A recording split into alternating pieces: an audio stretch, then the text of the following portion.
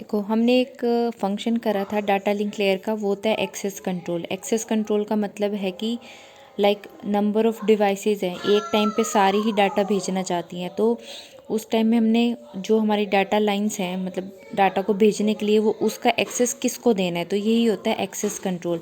तो access control के लिए हमारे पास 5 मेथड मैंने आपको बताए थे, TDM, CSM में CD, पोलिंग, अलोहा, टोकन बस या टोकन पासिंग। ठीक है, तो जो अलोहा है ये बहुत इंपॉर्टेंट है, प्योर एंड स्लोटेड। इनकी तुम्हें एफिशिएंसी का फॉर्मूला है वो पता होना चाहिए और बेसिक डिफरेंस पता होना चाहिए। ठीक है, तो प्योर एंड स्लोटेड अलोहा होता क्या है, देखो इसमें क्या होता है।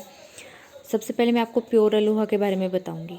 प्योर अलोहा में क्या होता है कि मतलब इसमें कोई स्लॉट्स नहीं बनाते।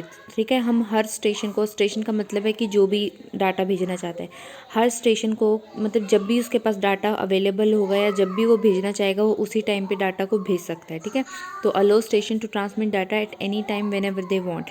ठीक है, फिर क्या होगा कि आफ्टर ट्रांसमिटिंग द डाटा, जब उसने एक बार डाटा भेज दिया वो कुछ टाइम के लिए वेट करेगा। ठीक है, अब उस जो कुछ टाइम के लिए वेट करेगा उसमें दो पॉसिबिलिटी हो सकती है। एक तो पहली कि उसको क्या मिल जाए, रिसीविंग एंड से एक्नॉलेजमेंट मिल जाए कि भाई तुम्हारा डाटा पहुंच गया है।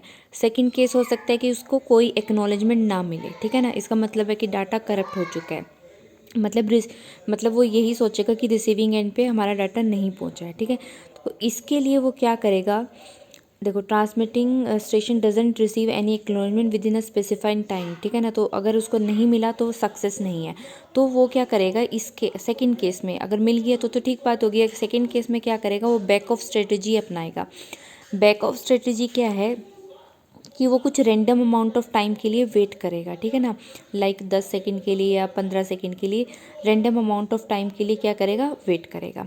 ठीक है, जब वो मतलब जो बैक ऑफ स्ट्रेटजी के लिए उसने जो random amount of time assume करा था, जब वो कंप्लीट हो जाता है तो फिर वो उसके बाद अपने डाटा को फिर से रीट्रांसमिट करेगा। ठीक है, मतलब बैक ऑफ स्ट्रेटजी क्या होता है कि वो वेट करेगा for random amount of time. ऐसा इसलिए करता है कि ताकि कोलिजन कम से कम हो। ठीक है, जैसे ही जब वो बैक ऑफ स्ट्रेटजी का टाइम रीच हो जाता है, तो देखो यही लिखा है ना कि जैसे ही उसका टाइम रीच हो जाएगा तो क्या करेगा, अपने डाटा पैकेट को फिर से भेजेगा। और जैसे ही उसका डाटा पैकेज, मतलब जो उसने टाइम लिमिट सेट करी है कि जब तक अगर उसका डाटा नहीं पहुंचा है, उसके बाद अगर उसको फिर से एक्नॉलेजमेंट नहीं मिल जाती तो वो क्या करेगा, अपने सिग्नल को अबॉर्ट कर देगा और उसकी ट्रांसमिशन को ख़त्म कर देगा। ठीक है, तो मेन हमें इसमें याद रखना है ये एफिशिएंसी का फॉर्मूला। एफिशिएंसी का फॉर्मूला क्या है यहाँ पे, G × E⁻²G। ठीक है, जी क्या होते हैं, जी है वही जो मैं बोल रही हूँ ना कि नंबर अलाउ स्टेशन। तो जी का मतलब क्या है कि कितने नंबर ऑफ स्टेशन है जो विलिंग कर रहे, मतलब जो चाहते हैं डाटा को ट्रांसमिट करें। ठीक है, तो ये इसमें क्या होता है कि जो एफिशिएंसी है तब मैक्सिमम होती है जब जी की वैल्यू क्या हो, हाफ हो।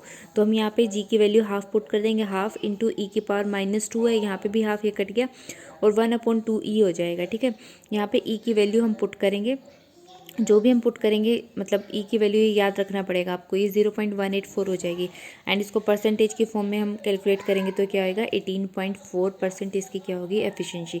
तो मेनली तुम्हें ये याद रखना है। और जो ये बैक ऑफ स्ट्रेटजी और एक मतलब जो इसकी मेन कैरेक्टरिस्टिक्स है कि अगर इसको क्वेश्चन अगर नॉर्मल रिटर्न में आ जाए तो आप इसको क्लियर कर सको कि क्या क्या आपको लगाना है। This is all about pure Aloha.